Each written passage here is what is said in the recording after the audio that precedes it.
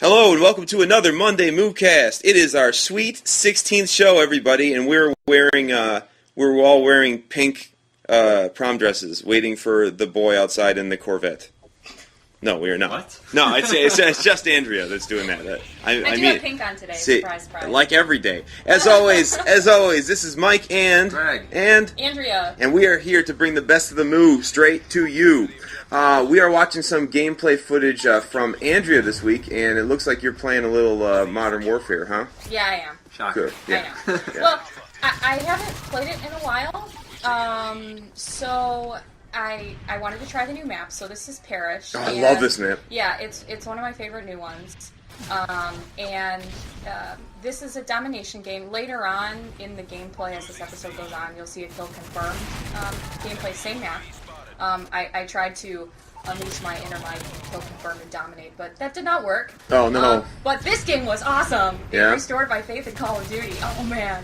So, let's see what happens. Yeah, when these maps came out, it had been the first time in like a month I had played this game, and I jumped Same. into kill confirmed to try to make myself feel good about myself, and top of the leaderboard. Nice. Yeah, so I can still do that mode, just every other one doesn't work for me. Okay, so let's start like we do every week, except not like we do every week, because we got to give some shout-outs. We're going to give a shout-out to Ryan at skillpointstation.com. Check him out, and we're going to give a shout-out to Tim at OrangeCarve. Thanks, guys, for liking us and listening to the podcast. And all you out there in Internet land, you should give them a checky-do as well. And for those that have come over because of them, welcome. We Welcome. hope you enjoy what you hear. We love you. Yeah. So what have we played this week, guys? Andrea? Modern Warfare 3. No kidding. And, of course, Saints Row 3rd. Still? Yes. You're finding a lot of joy in that game. It's been yeah, like I a really month and a liked it. half. I actually, since the last time I talked about it, I finished the other ending, so I completed. There were two ways to end the game, Right. so I did them both, Uh-huh. and I enjoyed them both. And then I finally broke down and got the Saints Row DLC. All of it? So, yeah. Wow, look at you. Yeah, so I've been playing that this week. I still have a lot left to do. Mm-hmm. Look at that, AC 130. That's awesome. Holla. That's awesome. Okay, that is all. The rest of the game's just garbage. That's it, Right? yeah. No, it wasn't bad. I managed to get a couple Predator missiles, but I mean, when I got that AC 130, I was like, oh snap. You know it also has an AC 130. Battlefield 3. Battlefield. We'll talk more about that later. Greg, what have you been playing? Well, I haven't played a ton this week, actually. I did more Mario. Yeah, we saw that. Crazy long 20-minute episode on its way, because I don't know how to set a timer at the beginning when I start recording. Played some Donkey Kong Country 2. Man, you're going old school. Yeah, and I finally started playing Amnesia again, which is amazing. So I need to finish that up. I was playing it on the Mac side of my computer, and I got to the archives, but to get the controller mod that I have, because I don't want to use mouse keyboard, Yeah.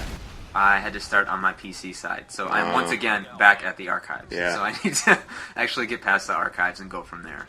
But it's amazing. If you haven't played it, you should. But I just read this week that 1 million people have downloaded it. So good for Frictional. Yeah, that's an awesome game. It's horrifying. It's true. Yeah, it's a great game, though. Cool. This week what have I been doing? When I haven't been at work, I have been playing Battlefield 3 because I wanted to check out the new Armored Kill expansion pack, which is awesome, but I'll get into some of my gripes with it a little bit later in the show. But overall, it's good. If you already have premium, you got it for free anyways. Well, not for free. You got it for premium. But otherwise, I would recommend it if you like vehicles, if you like tanks, if you like AC-130s. That's the expansion pack for you. And playing a little bit of Call of Duty because I do like these new maps. And I think that's been about it because I've been really busy this week. Although I'm very upset that I haven't had time to check out the latest Triple XP on Rockstar Games, which is on right now because I desperately need to catch up with you guys in Red Dead. Oh, is it really? All the games? It's all the new. It's the two newer ones. I think it's Red Dead and Max Payne 3 is like Triple XP right I now. gotta revisit Red Dead. Oh, I love that game so much. I love it so much. Also, I just have to say I enjoyed that panic knife like 20 seconds. Yeah. Yeah, I don't know how I lived through that. I don't either. It was a Modern Warfare 3 miracle. That's awesome.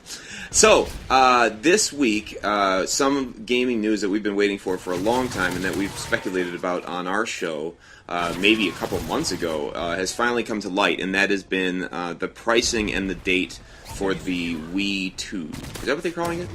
WiiU is what they're calling it. See, I don't even know. That's how much I don't care. But it is apparently coming out November 18th, so right before Turkey Day, you can feast on Mario.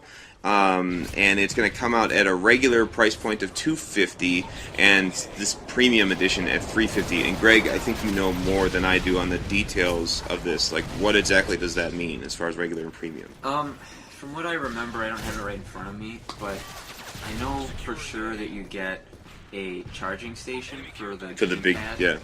I think there was like an additional stand or something maybe for the sensor bar. I don't recall. I don't know if the original one comes with a game. I know the premium one comes with Nintendo Land. Oh yeah, that's right. Yeah, that's right. Mm-hmm. So, I mean, for me at least, if I'm gonna buy this thing, and I don't know, I'm interested in what I see, so I might. But, you will? I might. We'll get to that in a sec. But Whoa. I would already buy the recharge kit. Right, you're gonna buy it in it. Get batteries right. and stuff. It's so, lame. You know. They have said last week that they're not going to sell a second gamepad separately for the first year of development, which I think is a mistake. Yeah.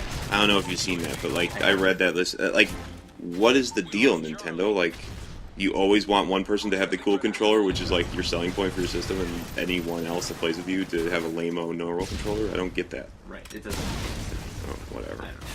I'm still not sold on that. Like, all the videos I see with people playing it, it looks like they're holding it like a half a pizza. And, like, it's like so big. Like, I just think for like shooter games, especially, which is mainly what I play. Like, I want something that's so ergonomically, like, it's right there. You know, I think I would have a hard time playing something as fast paced as like a Call of Duty on something that's like the size of a tremendous pancake, like in my hand. You know what I mean? I mean, from what I've seen of the controller in the newest trailers and stuff, it actually looks a little smaller. Is it? It could just be me, but it appears to be a little easier to manage. Right. But I don't know, maybe that's just... Because I desperately want to play Zombie U. Like, I think that game looks so awesome. But... You'd like, have to play with Pancake controller. Right, you have to play with Pancake, and, like, I just don't, like... I don't know. Like, I don't know. So, I don't know. You know. I don't know at all. So I'm hoping that maybe at, like, Best Buy or one of the big box stores, they come out with, like, a demo kit soon so that people can, like, actually play it before the holiday season and see it, like, out on display. Because I would really like to actually get my hands on this Pancake thing and see, like, does it make sense in my mind? Because, like, my hands are so wide across, it's like, what are you doing? It's like I'm conducting an orchestra instead of playing a controller. But, you know, whatever.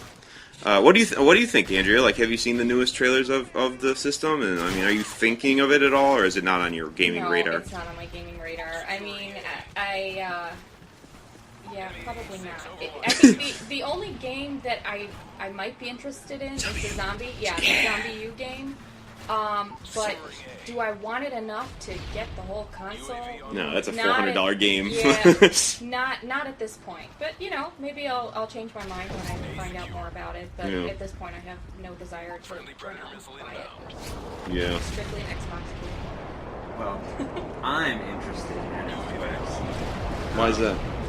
Well, I think one of the biggest hang-ups for me is that it's not backwards compatible with GameCube stuff. Right. And so for me, like, one of the games that I have is the Zelda Master Quest, Ocarina of Time Master Quest.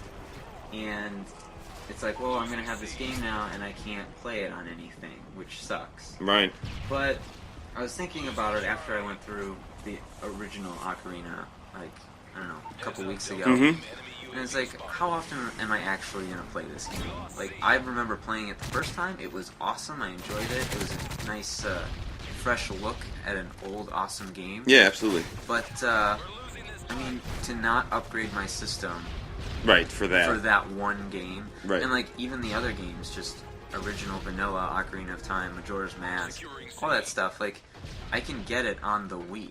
Right. I mean, I know for sure, like, even the Resident Evil remake came out in the Wii. Yep. And I think Zero did as well. Yep. So why not upgrade? Right. I guess. And I mean, for me, it's actually not Zombie U that I'm looking forward to, though. I probably will play that at some point. Oh, yeah. Rayman Legends is what I want to Oh, play. yeah, you're a big Rayman I love fan. the Origins. It was so good. Right. So I totally have to play the new one. And maybe Mario at some point. We'll see. But yeah, I guess I feel that it's worth the purchase. And if GameStop's going to give me $50 for my Wii, Are they really? yeah, Oh, wow. which isn't a lot, but I actually got mine at a reduced price. So Right, it's already a cheapo Yeah. system anyway, so if you're going to get $50 back at this point, right, like, A lot. yeah, that's awesome. I might actually do that then. so that's my thought on it. Interesting. But also the other thing that I kind of wanted to discuss was just the future of Nintendo. Yeah. I don't know how many of you saw, but Bayonetta 2 is a Wii U exclusive. Yeah. Which I found to be fascinating because not only was it multi-system before, but now you're going to take a sequel to a game that people have been clamoring for, you know, and Right. it's like, oh, it's just going to be Nintendo only. Right. And I mean, I remember they did that with Resident Evil 4 too, for the GameCube. And so I wonder if Nintendo is going to try and step up its game this generation and maybe try and retake the crown. Because I mean, even saw between launch and I think March they want to release 50 games. Yeah. Something like Yeah, that. their launch window is 50 games, yeah. So like that's Wow. impressive. Yeah. Especially when I think back to like the GameCube launch, which was Yeah, garbage. had like two. Yeah. So I don't know. What are your thoughts? Do you think? Well, I mean, they've got to do something, right? I mean, like once the novelty of the motion control wore off, and then like when PS3 came out with the Move, and then Xbox came out with the Kinect, like they kind of lost that novelty. Like they steadily like lost ground because they didn't have the graphics, they didn't have the sound that the other digital systems, you know, HD systems had. So now they're going to have to do something, like, and it seems like, unfortunately for gamers, I think, it seems like the way that these developers are going now is they say, well, let's sign exclusivity deals because that's going to secure a couple games that you can only get on the system, and then hopefully that'll sway some people over if they're really popular games, which I think is I mean, it's bad for gamers because it forces us to buy every system in the world, but I understand from a business perspective like where they're going for. So I don't know, maybe that's what they'll be doing. I don't know. As a gamer, I don't want them to do that, but I'm sure they're probably going to try to take back what they had. I mean, they have to be having like frantic business meetings every day at Nintendo, being like, "Look, we're Nintendo. Why aren't we Nintendo anymore?" So I don't know. I'd like our show to take credit for that, personally. If Nintendo comes back, Well, I mean, because earlier we talked about, in the previous episode, we mentioned how Nintendo needs to step up its game. well, they do need to step over. So I bet they listen to it. Oh, I'm sure Mario's like, "Oh, listen, hey guys." It's the best Mario impression Thank you. I've ever heard. Thanks. It's almost exactly like my Mickey Mouse. Thanks, Bobby. Oh! It's kind of the same thing. Can you do that again? Yeah, okay. Oh! Yeah. So what were we even What we're talking talking about? about? Yeah. So Nintendo's gonna step up its game. I'm not gonna buy it. Andrew's probably not gonna buy it. Greg's definitely gonna buy it because he's a fanboy. That is I'm basically not a what fan, Yeah, you are. but Thank what you. I'm saying is that it looks interesting. And, you know, even, like, I wonder if the console, just because of Bayonetta 2, it might be a refuge for games that are looking to get sequels, because Right. from what I understand on the interviews that I read, like, it didn't seem like Sega was willing to make a sequel Right, they to didn't that want to. franchise. Right. And, you know, now Nintendo has it, and so I wonder if that might be a trend in the future, like, maybe Psychonauts 2? Ooh, that would make me want to buy it. Wii U. Heck yeah. I love that game so much. Oh god, I had something good to say and then I lost it because I'm still thinking about perfecting my Mickey voice. Come on, man. I completely forgot what I was gonna say. I'm sorry. Oh, that's what I was gonna say. But don't we think it's a little late for them to be coming out with this system? I mean, shouldn't they? I mean, if I was Nintendo and I wanted to like retake the crown, and I know that in a year, the next PlayStation and the next Xbox are going to come out, and they're going to have, you know, ridiculous graphics we can't even fathom on our HD TVs now. They're all going to have 4K. They're all going to have whatever the next digital sound is. They're all going to have everything, all of this memory included. Like, if I was Nintendo, I would think that I would just hold back, not produce this Wii U that is the same power as a 360, and instead, like, put all my resources towards making the best next system. Because it seems like this is just a stopgap. Like, it seems like in a year, it's going to be the same thing that happened with the Wii, where it's like the novelty of the humongous controller and everything else will wear off. And once we all play the first round of Nintendo-branded games that finally have HD graphics, and we're like, yes, Mario in True HD, yes, like, Zelda in True HD, like, after that wears off, we're all going to be wowed by the next Call of Duty on the next Xbox, the next Battlefield on the next PS3. Like, it seems like, I don't know, it just seems like a bit bad business practice. Like, that they're coming out with this system that is only as powerful as what we've got now so late in this generation. And I wonder what they're going to do to bridge that gap. It makes sense, but if you think about it, I think a lot of gamers are ready for the next system to come out. Oh, yeah. And if the PS4 and the Xbox, whatever it's going to be called, comes out a year from now, this new system is coming out when people want a new system. It won't have, I mean, it'll have competition later, but at least right now it doesn't have anything to compete with other than the old PlayStation 3 and Xbox 360. You know what I mean? So it's like right. They're releasing it now before that new stuff comes out to get people interested. I don't know, that's how I see it.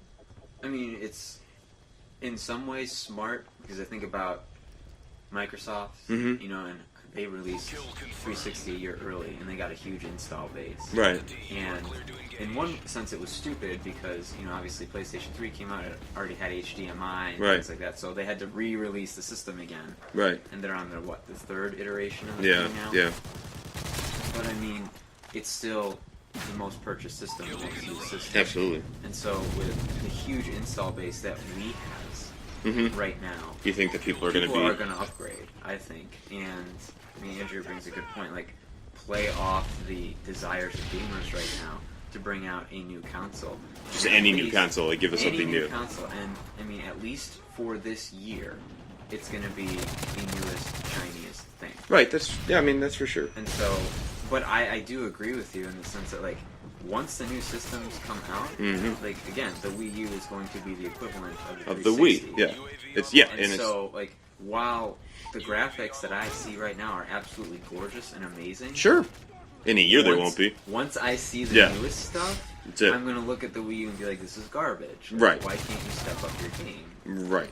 So, I don't know if it's a smart business practice or not. Right. And then you're talking anything that's multi-system in a year, no one's going to get it on the Wii U if they can have the best graphics and the best sound and the best, like, all the features that the new systems are going to allow that it won't, just because it can't.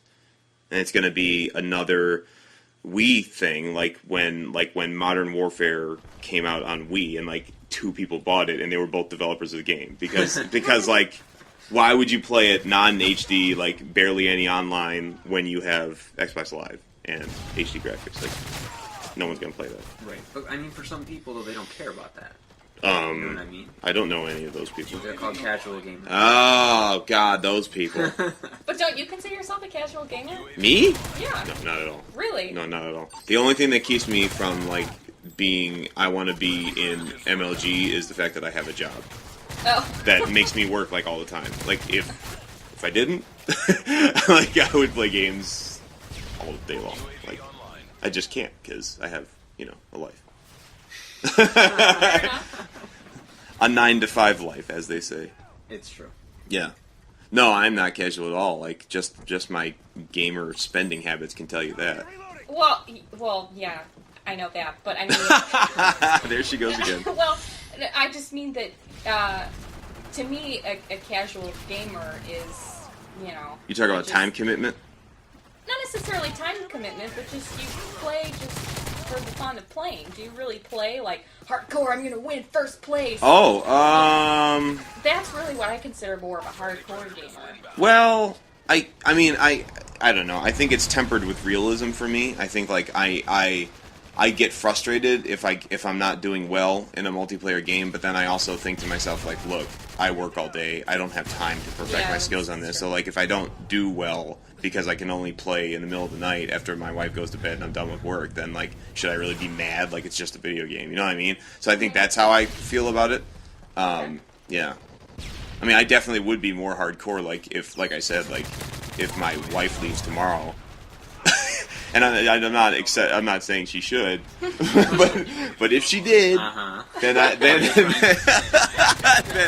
I would be like, well, guess it's time to become hardcore, you know.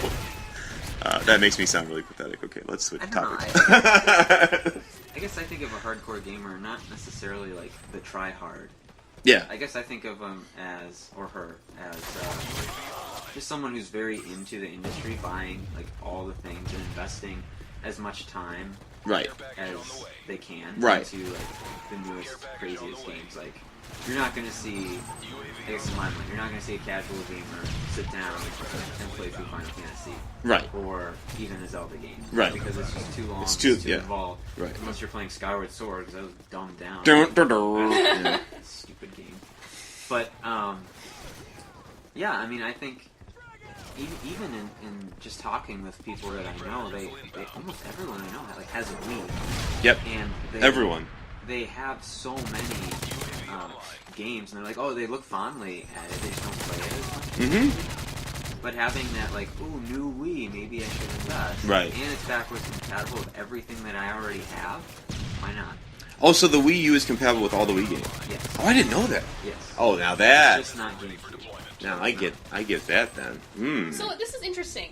I find that our definitions of casual and hardcore gamer are different. Mm-hmm. So I'm wondering, all you people on the internet, comment below. What Yeah. are your definitions of the casual and hardcore gamer? Yeah.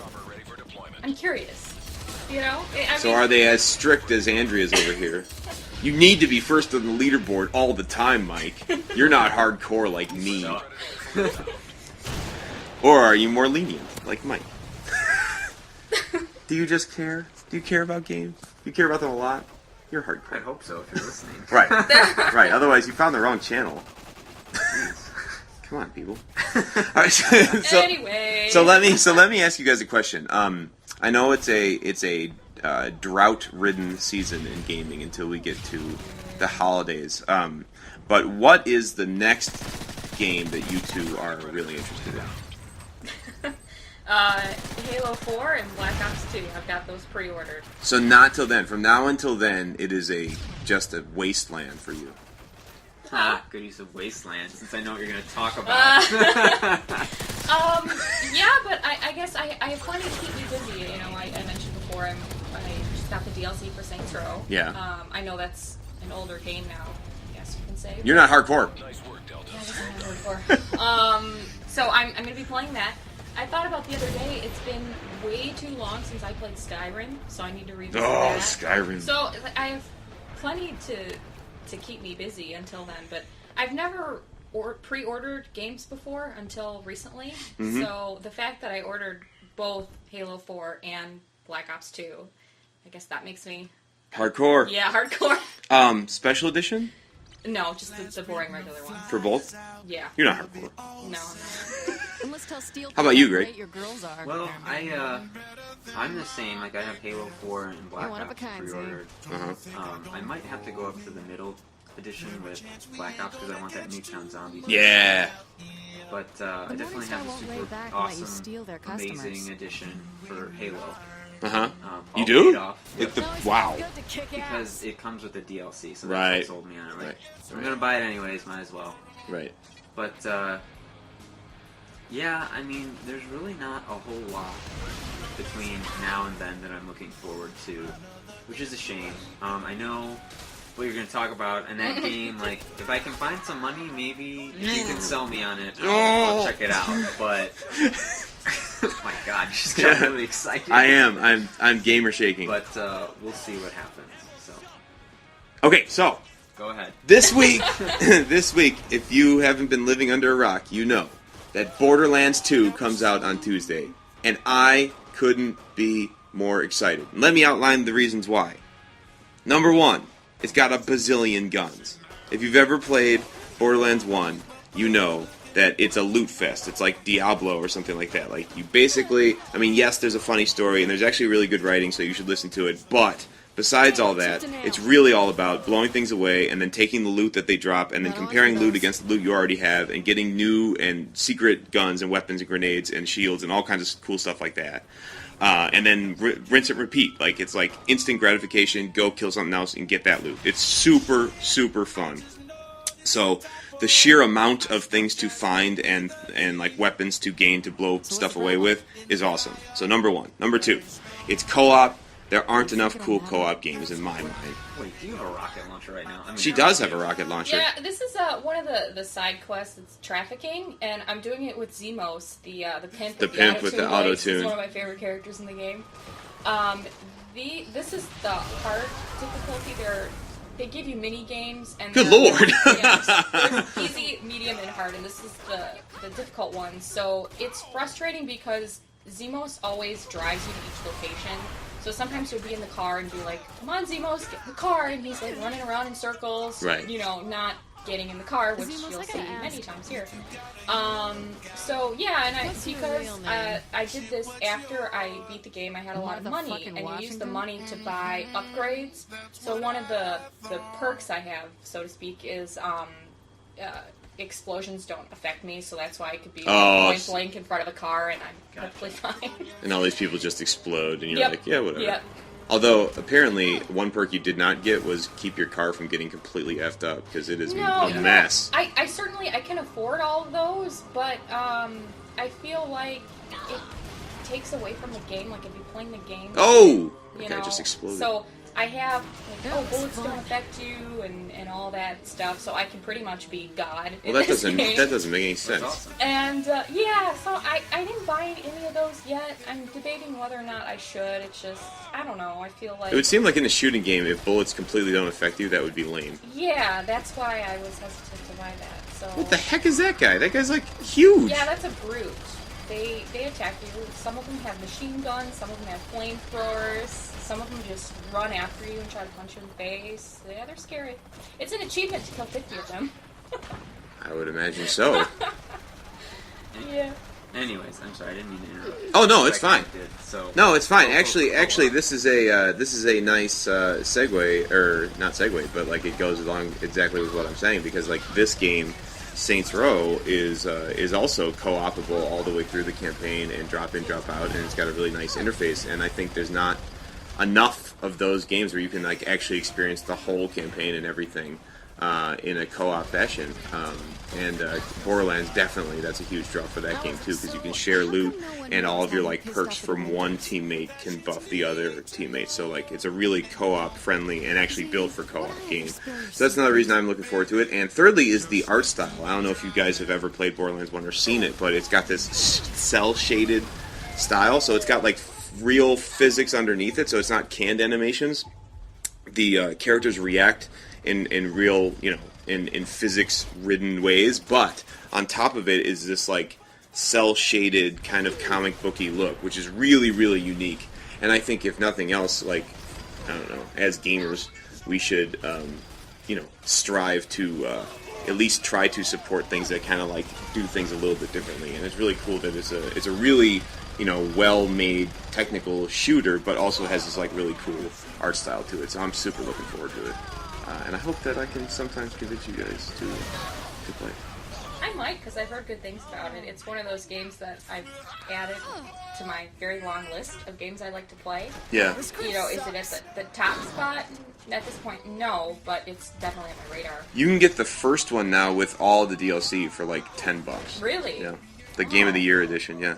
Nice, I might have to do that. Yeah, and it's, I mean, like, when I say, like, it's a lot of content, it's a lot of content. Like, it's like a shooter's version of Skyrim. Like, you could play it for 200 hours.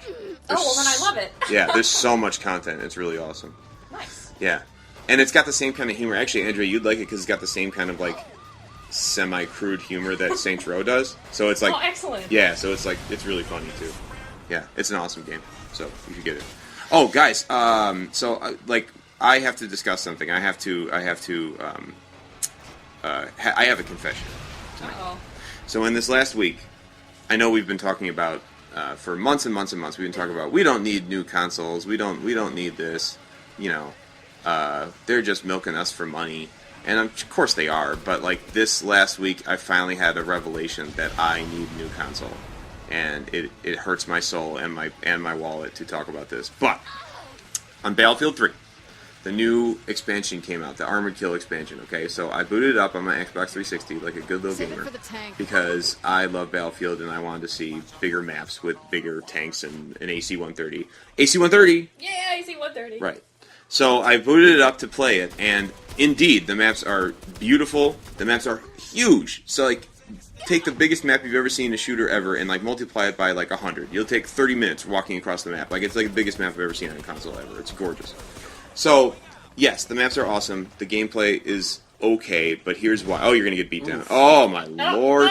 Oh, nasty! In the face and he's not dead. No, these guys are really tough to beat. Ouch. I also have a huge health upgrade at this point. No kidding. And he is chasing sprint. you. He's gonna beat you up.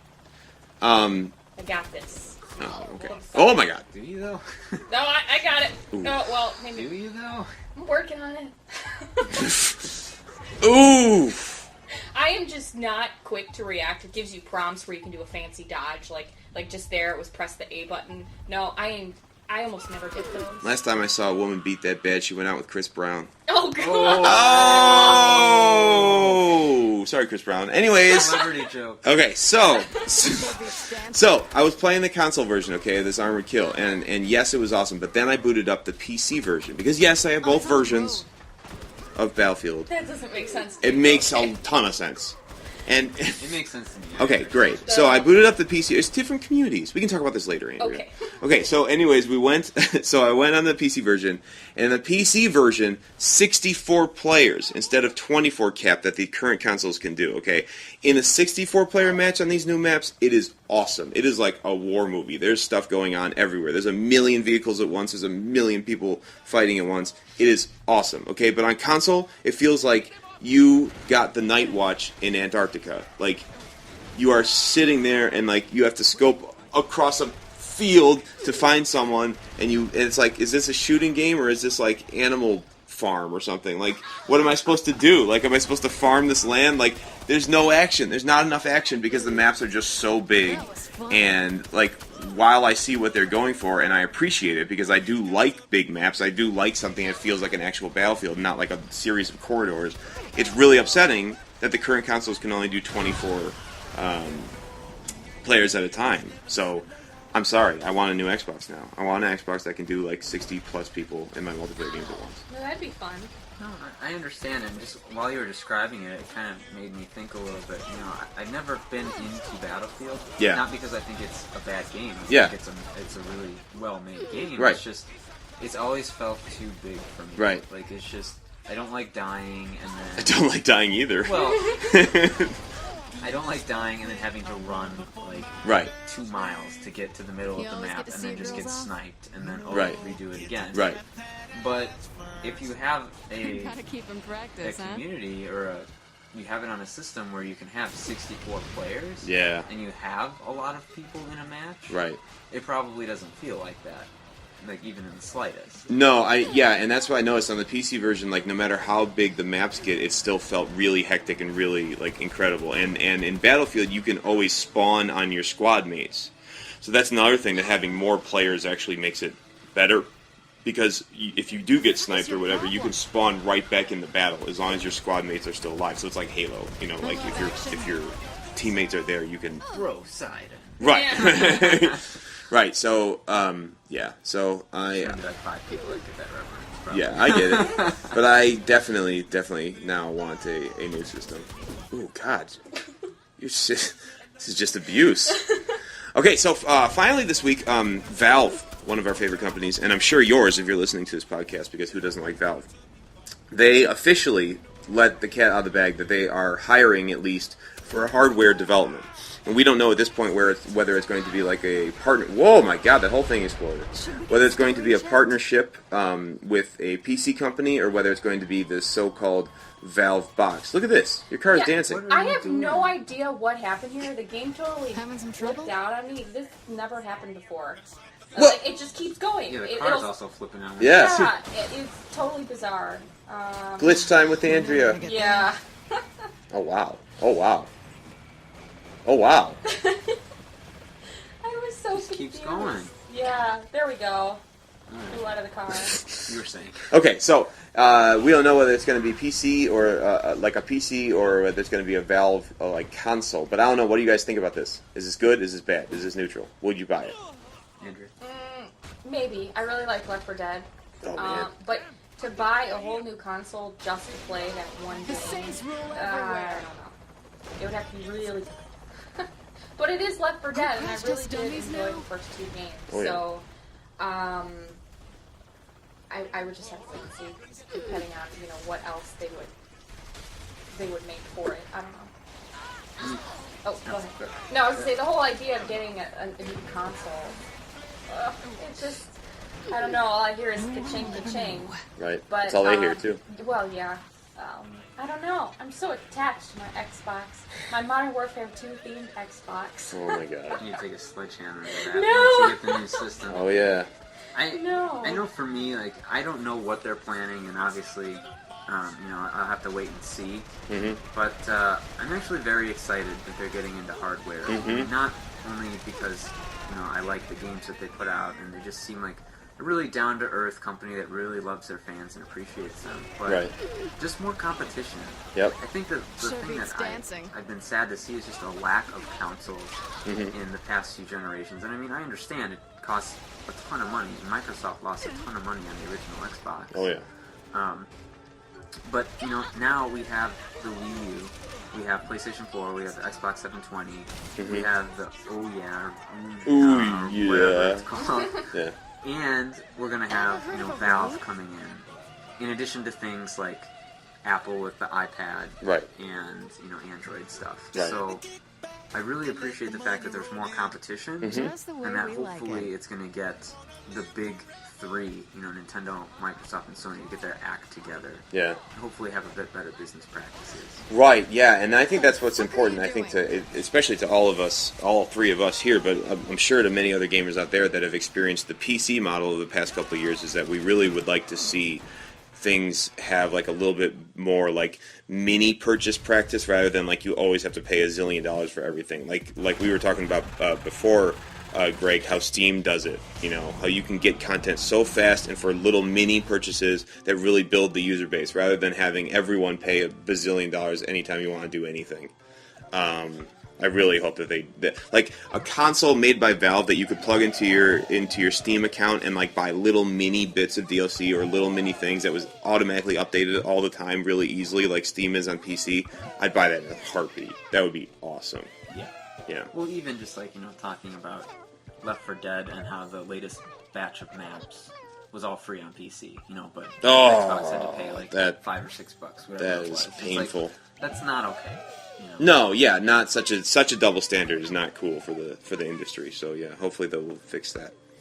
Okay, so Andrea, any other tidbits, or are we gonna wrap this puppy up? Not really. I think we'll wrap it up. I had to put this in the end. This is Boogie Bunnies. What in the world? This is one of my favorite games to play after I rage quit Call of Duty, because look how happy they are. They're colorful bunnies. Are you a bunny throwing bunnies? She's No. killing bunnies. Look at them. They're just exploding off the screen. Is that bunny on bunny crime? Oh, goodness. Well, they have... Okay. Anyway, they have dance parties, but I guess they were feeling a little shy yesterday, so they didn't throw a dance party. But they usually go like, everybody hit the floor, and then they all have a dance party, and that's when you get lots of points. But, yeah, so this is Boogie Bunnies. I'm sure I've mentioned it before, but this is it. I think I paid $5 for it. Totally worth it. I recommend it. I'd much rather have this than like map packs and. You're probably just gonna get rid of your Borderlands 2 product, right? And just get right now. I'm gonna buy Boogie Bunnies like 10 times instead of. Look how cute they are. Okay. Well, on that note, folks, thanks very much for your likes, your listens, and your comments. We hope to see you on the Facebooks and on the YouTubes and everywhere else, and on MondayMOOcast.com very shortly. Hopefully iTunes soon. Oh yeah, soon. We're working on it. You can carry our audio with you wherever you go. Wherever. Thanks very much. This is Mike and Andrea and Greg, and we are signing off. Moo!